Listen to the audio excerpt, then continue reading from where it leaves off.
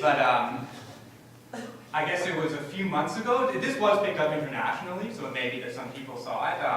Do you have IKEA in America? Mm-hmm. It's like Swedish, it's like they got furniture. So at an IKEA outlet in Ontario, suddenly there was a monkey in the parking lot, and he was dressed in a shearling coat, and he was obviously absolutely terrified. So a few folks took cell phone pictures of him with their cameras, and then he was carted off to animal control or wherever.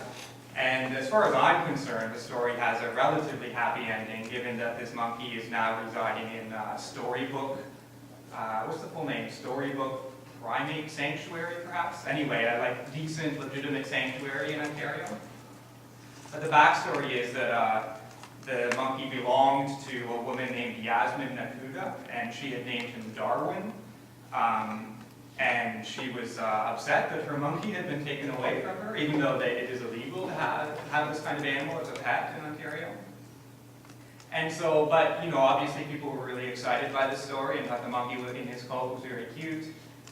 He became a minor meme figure.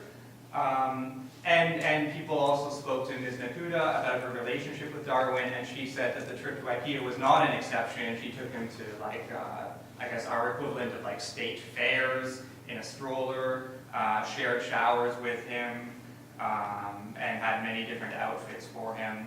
So anyway, this is kind of a tangent, but I guess I sort of want to suggest that perhaps Darwin is a parallel figure for Tullis's animals, someone who offers companionship, or at least that's how Yasmin understood what he was offering her, or what she got from him. But I guess perhaps more seriously, or in a more sustained manner, I also want to suggest that they might be described as demons. And I'm taking that term from the universe of Philip Pullman in his YA trilogy, his Dark Materials. Are people familiar with this? This is, for those who aren't, I'm talking about this, these 3 books written by the British author Philip Pullman, usually described as YA fiction, young adult fiction. The first one is called The Golden Compass, and it was the only one that was adapted into a film.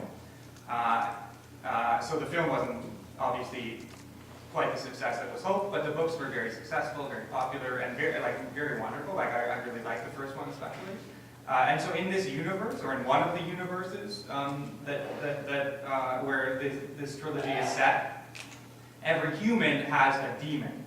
And demons can assume any animal form until their human reaches adulthood. I'll change to a picture. This is the main character, Lyra, with her demon, Pantalaimon. And I guess in these images he's mostly, I'm not going to guess what species he's taken on there, but mobile in relation to her body anyway. Sorry, I'll go on. So a demon can assume any animal form until their human reaches adulthood. Then the demon's shape becomes fixed, though every demon remains mobile in relation to their human's body. Demons act variously as confidants, advisors, spies, lookouts, defenders, occasional scolds, best-loved intimates, and especially the voice of conscience. And I think we, if we're looking at this text and we want to analyze it, we might read the demon as like a visible personal spirit or soul. We might analyze them in terms of Jung's anima, animus, but I think surely, indisputably, the demon in this universe says to his or her human, you are not alone.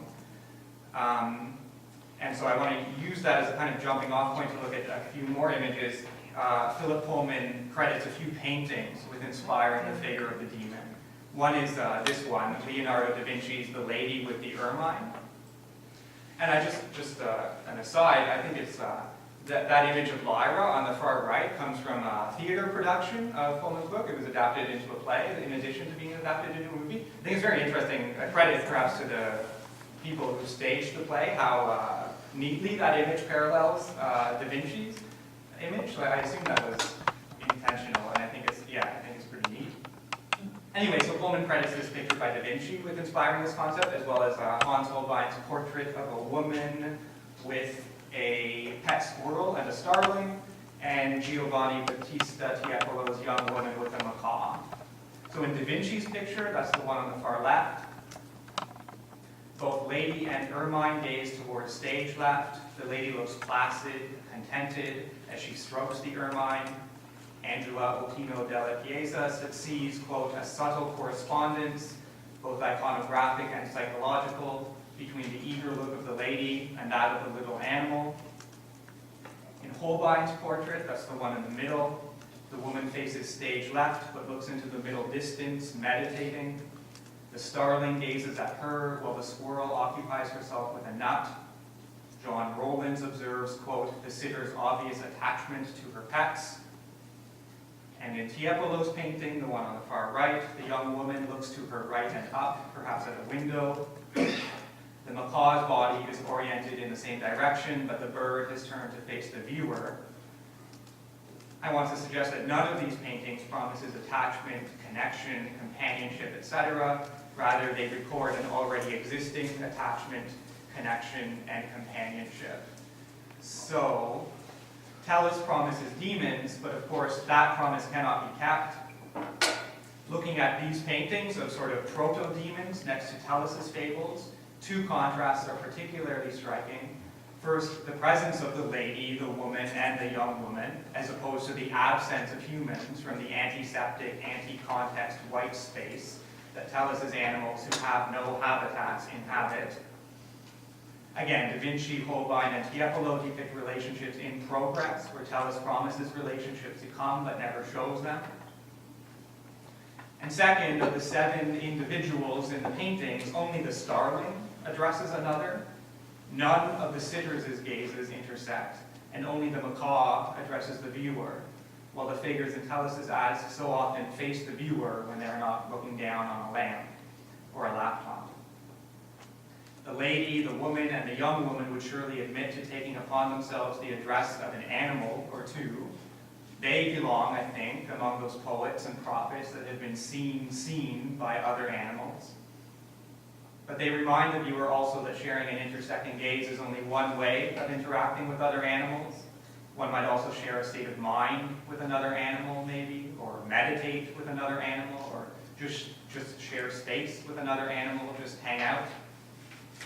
These kinds of interactions are not part of Tellus's promise, and they're not possible on Tellus's blank sound stages. And these kinds of interactions, in the end, are mostly absent from Derrida's The Animal That Therefore I Am as well. In that essay that I quoted earlier, Derrida focuses on the gaze with what might be described as a kind of tunnel vision.